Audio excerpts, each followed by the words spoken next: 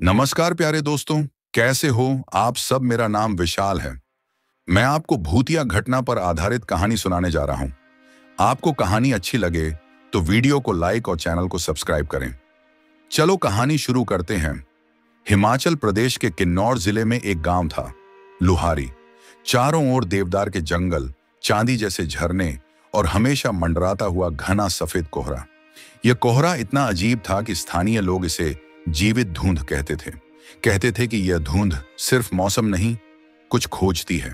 शहर से आए चार दोस्त, आयुष, रीना, करण और मनन, ट्रैकिंग के लिए लुहारी पहुंचे थे। गांव सुंदर था, लेकिन उसमें एक अनजाना सन्नाटा था। कोई बाहर नहीं दिख रहा था। दुकानें बंद, रास्तों पर गायब होते पग चिन्ह, जैसे लोग जल्दी जल्दी भागे हों। चारों एक ढाबे में दाखिल हुए। अंदर एक बूढ़ी औरत बैठी थी, चेहरा झुर्रियों से भरा, लेकिन आंखें बहुत तेज। उसने चारों को ध्यान से देखा और बोली, किसने कहा यहां आने को? धुंध उतरने का समय है। आयुष हंसकर बोला, मैडम हम ट्रैकर्स हैं, थोड़ी धुंध हमसे नहीं डरती। बूढ़ी औरत का चेहरा सफेद पड़ गया। ये मौसम की धुंध नहीं है, ये आवाजें सुनती है, औरतों की और बच्चों की सांसें भी पहचान लेती हैं। रीना को लगा शायद अंधविश्वास होगा। उसने धीरे से कहा, ये लोग जरूरत से ज्यादा मान्यताएं मानते हैं। लेकिन जैसे ही उन्होंने ढाबे से बाहर कदम रखा, हवा का एक तेज झोंका आया। हवा में एक अजीब सी सीटी बजी और कोहरा अचानक उनके पैरों से लिपटने लगा, जैसे कोई चीज उन पर हाथ फेर रही हो। गांव के सरपंच थाबो पास ही खड़े थे। उन्होंने कड़क आवाज में कहा, अंदर जाओ जल्दी। चारों घबरा गए। थाबो उन्हें अपने घर ले गए। अंदर आते ही उन्होंने लकड़ी का मोटा दरवाजा बंद किया और लोहे की छड़ लगा दी। आयुष ने पूछा, यह सब क्या है? थाबो ने धीमे स्वर में कहा, सालों पहले इस घाटी में एक यात्रियों का कारवां लापता हो गया था। लोग कहते हैं कि ट्रैकिंग करते हुए वो धुंध में खो गए। उनके शरीर कभी नहीं मिले, सिर्फ आवाजें आती रहीं, मदद की, चीखों की, और वो आवाजें अब भी आती हैं। रीना को लगा यह सिर्फ एक डराने वाली कहानी है, लेकिन रात होते ही कोहरा पूरी घाटी में फैल गया। खिड़की के बाहर से कोई धीमी आवाज आने लगी, कोई है?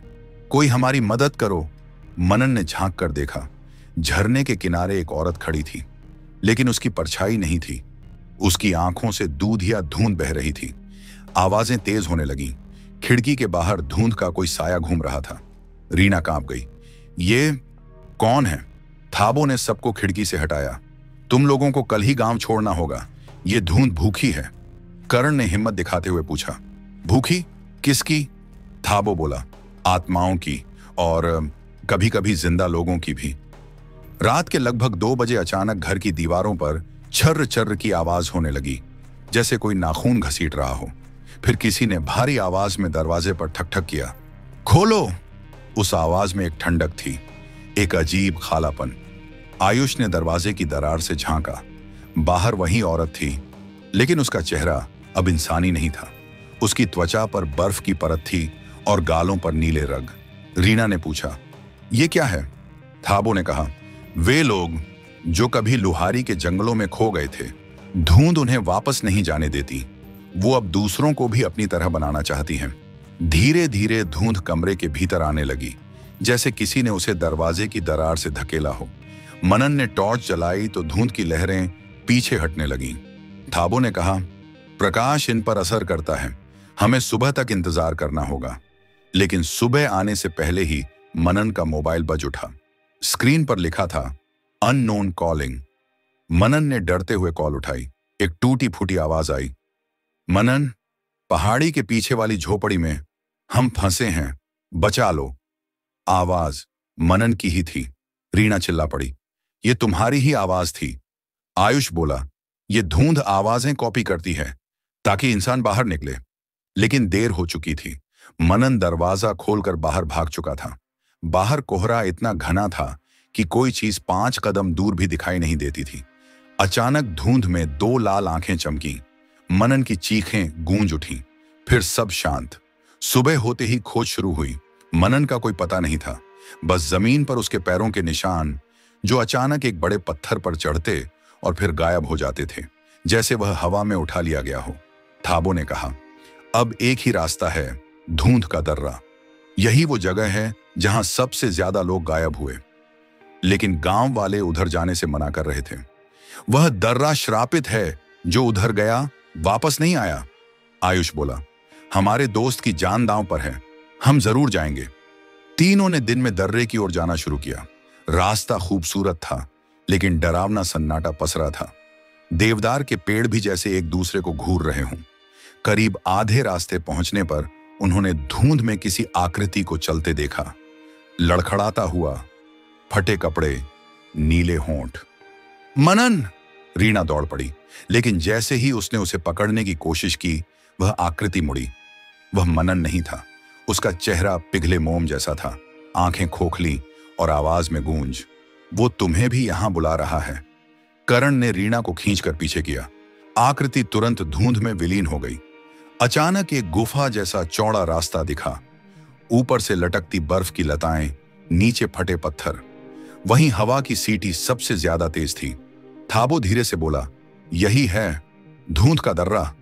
जैसे ही तीनों अंदर गए, तापमान अचानक गिरकर शून्य के करीब पहुंच गया। सांसें धुंध की तरह बाहर निकल रही थीं। अचानक रीना ने दीवार पर हाथ रखा और झट से पीछे हट गई। दीवार पर उकेरी गई थीं सैकड़ों हथेलियों की छापें, सब बर्फ के भीतर जमी हुई, और उनमें से एक हाथ मनन के जैकेट के रंग से मैच करता था। तभी भीतर से एक विकृत भारी आवाज आई, अंदर आओ, मैं इंतजार कर रहा हूं। रास्ता एक बड़े कक्ष में खुलता था, जैसे पहाड़ के पेट में एक विशाल कमरा हो। बीच में एक बर्फ का खंभा था और खंभे के अंदर मनन फंसा हुआ था। उसकी आंखें खुली थीं, लेकिन पुतलियां गायब, बस सफेद तिरछा धुंध घूम रहा था। रीना चिल्लाई, मनन! लेकिन तभी चारों तरफ से धुंध घूमने लगी। वह आकार बनाने लगी, एक लंबा काला बर्फीला आकृति, न इंसान न जानवर। उसने कहा, तुम इंसान हमेशा लौट आते हो, तुम्हें पहाड़ बुलाते नहीं बल्कि मैं बुलाता हूं। उसके एक इशारे से मनन का शरीर कांपने लगा। धुंध उसके मुंह और नाक से अंदर जाने लगी। आयुष ने टॉर्च की रोशनी उस आकृति पर फेंकी। वह पीछे हटने लगी। चेहरे पर दरारें उभर आईं, जैसे वह रोशनी से पिघल रही हो। करण चिल्लाया, सब अपनी टॉर्चें ऑन करो। तीनों ने पूरी ताकत से रोशनी उस पर डाली। धुंध का दैत्य कराहने लगा। आवाजें हवा में फटने जैसी थीं। नहीं प्रकाश, नहीं। धीरे धीरे वह पीछे हटता गया और धुंध दीवारों में समाने लगी। अचानक एक तेज धमाका हुआ। बर्फ का खंभा टूट गया और मनन बाहर गिर पड़ा, लेकिन उसकी सांसें बहुत धीमी थीं। उसकी आंखें अब भी सफेद थीं। रीना रो पड़ी, मनन, हमें पहचानो। उसने धीरे से फुसफुसाया, भागो, वो खत्म नहीं हुआ। तीनों मनन को उठाकर दर्रा छोड़ने लगे। जैसे ही वे बाहर निकले, धूप की किरणें गुफा के मुहाने पर पड़ीं और भीतर से एक तीखी चीख सुनाई दी। धुंध का दैत्य रोशनी में जल रहा था।